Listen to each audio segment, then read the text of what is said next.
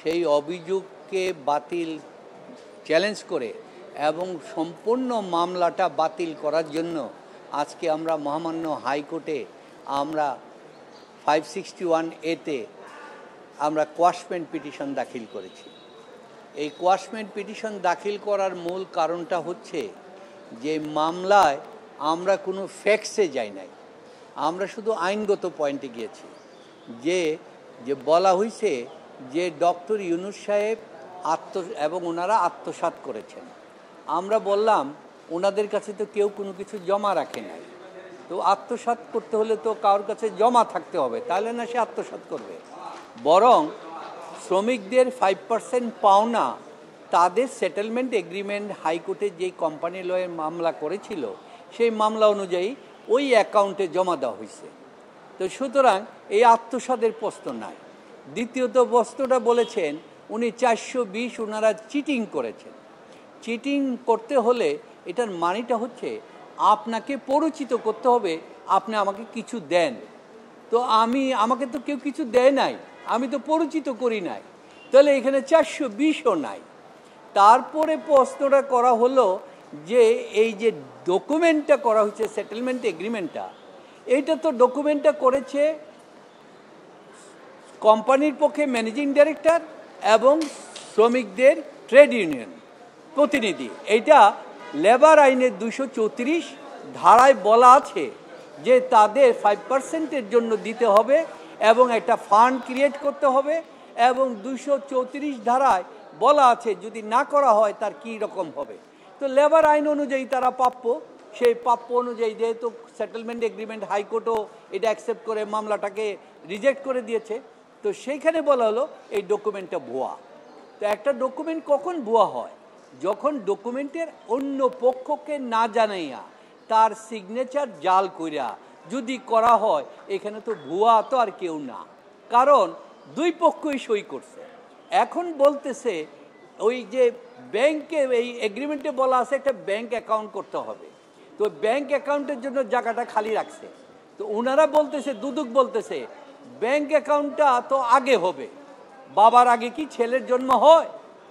চুক্তি হলে চুক্তি অনুযায়ী না ব্যাংক অ্যাকাউন্ট হবে, জায়গাটা খালি রাখা হয়েছে।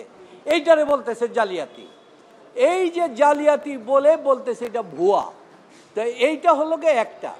তারপরে মামলা করেছে আপনার মানি লন্ডারিংয়ের মামলা করেছে। বলছে উনি মানি লন্ডারিং করলো। এই মানি লন্ডারিং তাদের হিসাব অনুযায়ী 437 কোটি টাকা 5%-এর হয়েছে। কারণ আপনারা জানেন গ্রামীণ টেলিকমের নিজস্ব একটা আয় আছে, সেটা হচ্ছে গ্রামীণ ফোনের থেকে একটা ব্যাপক আয় আছে। এইটা এত টাকা হতো না, কিন্তু সেখানে বাধ্য করে সরকারের সহায়তায় বাধ্য করে 10 বছরের ওই হিসাবটা আনাতে এটা 437 কোটি টাকা হয়ে গেল। এই টাকাটা যখন দেওয়া হলো তখন একটা শ্রমিক, একটা পিয়ন, সে 4.5 কোটি টাকা থেকে 4-5 কোটি টাকা পাইছে শুধু WPF-এর।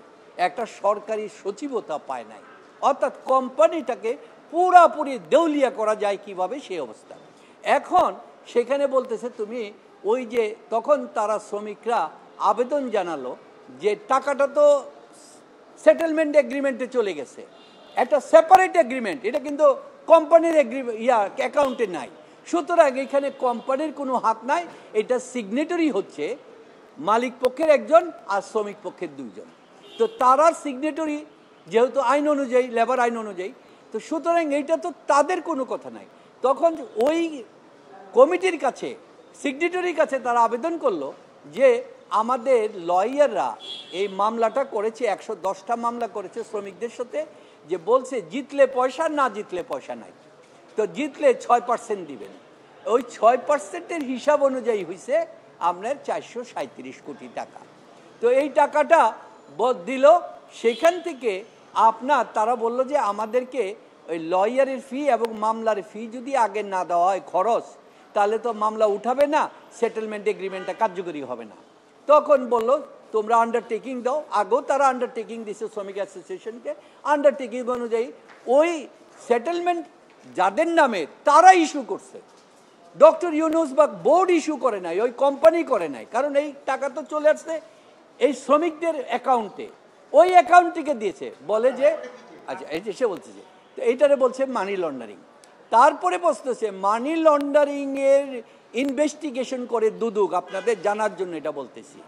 কিন্তু এই এফআইআর দাখিল করতে হলে এবং চার্জশিট দাখিল করতে হলে দুবারই দুদককে ফিনান্সিয়াল ইন্টেলিজেন্স বাংলাদেশের যে অথরিটি আছে তার থেকে অনুমতি নিতে হবে।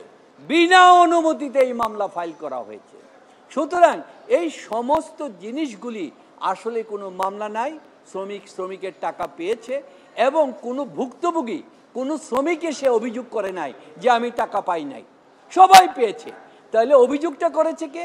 সরকার, সরকারের কলকারখানা পরিদর্শন, যার কোনো এখানে সম্পর্ক নাই।